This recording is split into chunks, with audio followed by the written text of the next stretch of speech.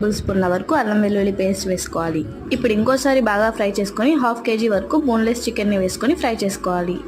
ఇప్పుడు మీ రుచికి సరిపడా ఉప్పు, 1 టీ స్పూన్ కారం, 1/2 టీ స్పూన్ పసుపు, 1/2 టీ స్పూన్ వరకు ధనియా పౌడర్, ఇంకా అలాగే 1/2 టీ స్పూన్ వరకు మిరియాల పొడి, 1 టీ స్పూన్ గరం మసాలా, 4 టేబుల్ స్పూన్ల వరకు చిక్కటి పెరుగును కూడా వేసుకొని ఒకసారి బాగా కలుపుకోవాలి.